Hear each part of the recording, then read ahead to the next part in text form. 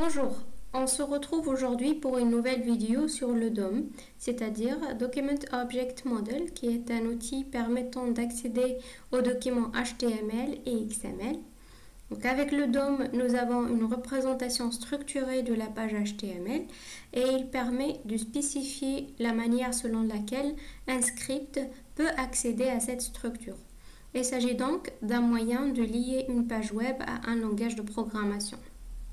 Le premier exercice consiste à manipuler le DOM d'un site web. Nous avons choisi le site google.com. Le but de cet exercice, c'est de modifier le logo sur cette page ainsi que les textes sur les deux boutons Recherche Google et J'ai de la chance. Mais attention, je tiens à préciser que la solution que je vous propose n'est pas unique. En fait, ça va dépendre de votre navigateur. Moi, j'utilise Mozilla. Et je pense que c'est pareil pour Chrome, mais pour les autres navigateurs, il faut faire attention. Donc, c'est parti pour la correction.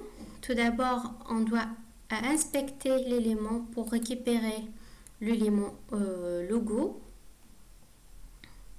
Donc, pour moi, j'ai un div avec le ID HP logo et dans cette div, j'ai un élément image avec un attribut source SRC qui contient le lien vers l'image.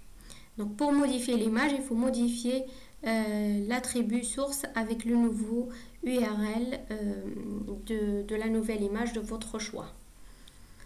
Donc moi j'ai choisi de récupérer le div avec son ID et ensuite je vais récupérer l'image avec le tag name image. Vous pouvez choisir une autre solution, par exemple, selon votre navigateur, soit via la classe, ou bien le nom, ou bien le ID, c'est à vous de choisir. Donc pour ce faire, nous allons sur la console et on va récupérer l'élément div HP logo et on va le stocker dans une variable que je vais appeler logo div. Toujours avec document.getElementById et entre parenthèses, je vais mettre HP logo. Pour voir le contenu de cette variable, je peux taper logo div entrée. Ensuite, je vais accéder à mon image via logo div et je vais la stocker dans une autre variable que je vais appeler logo. Donc via logo div, je vais utiliser la méthode getElementsByTagName et je vais utiliser img image. Voilà. Mais attention, c'est un tableau puisque j'ai utilisé getElementsByTagName.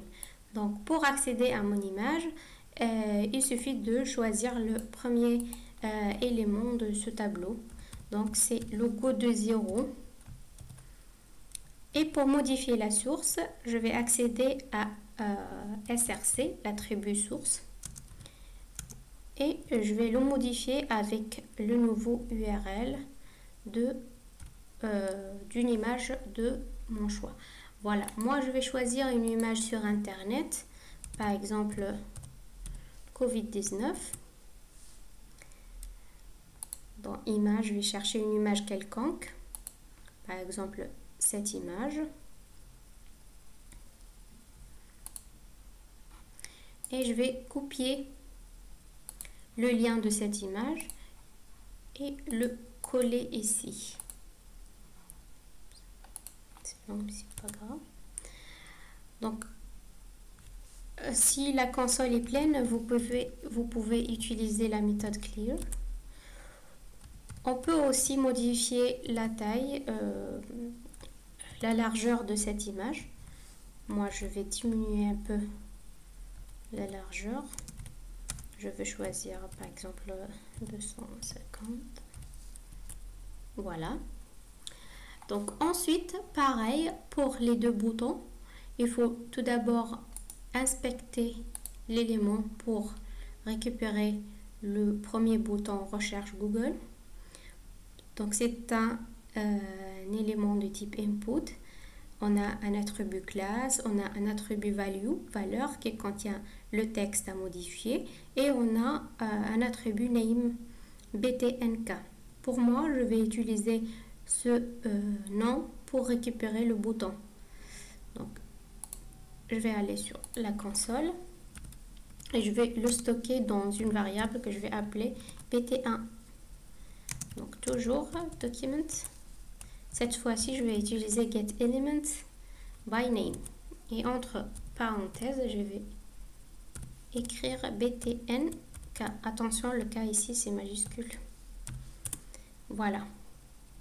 Mais encore une fois, c'est un tableau. Donc, pour accéder au premier bouton, pour moi, c'est bt1 de 1. Et pour modifier le texte, je vais utiliser l'attribut value. Vous pouvez choisir un texte de votre choix. Pour moi, je vais mettre bouton 1. Voilà. Donc là, comme vous pouvez le voir, j'ai changé le texte sur le premier bouton. Donc pareil pour le second, je vais l'inspecter pour récupérer le nom.